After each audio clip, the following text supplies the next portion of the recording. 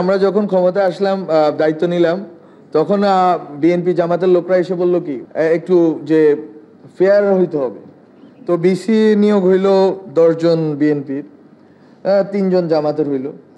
তারপরে ধরেন আরো এরকম জামাতের যদি বিসি না হয় প্রবিসিটা জামাতের হইল, অ্যাডমিনটা কে নিবে এটা নিয়ে কাড়াকাড়ি হইল। তো এগুলো আমার চোখের সামনে ঘটছে।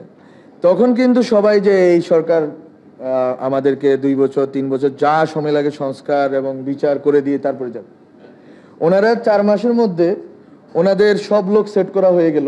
এবার ডিসেম্বর থেকে শুরু হইলো অসহযোগ। এখানে আরো বাকি 18-20 জন উপদেষ্টা 8 আগস্ট থেকে এসে বসে উনি ভেবে বলছেন যে উনি কি করবেন। এখন আমি আমার দায়িত্বই নেওয়া হয়েছে এমন মানে এমন সময়ে, এবং আমি বললাম তো আমি জানি না আমার গদি কখন থাকবে, আমি আজকেও জানি না কালকে নামতে হবে কিনা। তো আমার কাছে 2-3 মাস হয়তো নাই, কিন্তু আমরা শুরু করে দিয়ে যাব, 2-3 মাসের ভিতরে এটা হয়ে যাবে। সাংবাদিকতা সুরক্ষা আইনটা যে কোনো মূল্যে আমরা করব। যে আপনার পরবর্তী সরকারের অপেক্ষায় সবাই, আমলারা পরবর্তী সরকারের অপেক্ষায়, বিজনেসম্যানরা পরবর্তী সরকারের অপেক্ষায়। এই পরিস্থিতিতে আমাদের জন্য কাজটা আমাদের জন্য কঠিন করে ফেলা হয়েছে। আওয়ামী লীগকে আপনি আওয়ামী লীগের যেই প্রশাসনিক কাঠামো এটাকে আপনি বদল করতে হলে ওখানে তো লোক লাগবে, আপনি তো এটা খালি রাখতে পারেন না। ফলে এটা হয়েছে এরকম যে এটা যে স্পষ্টভাবে যে এই দুই দলে ভাগ হয়েছে এরকম না, আরো অন্যান্য দলের সুবিধা পাইছে। গত 1 মাস ধরে গুঞ্জন শোনা যাচ্ছিল মিডিয়া পাড়া এখানে ওখানে যে ছাত্র উপদেষ্টারা নেমে যাবেন।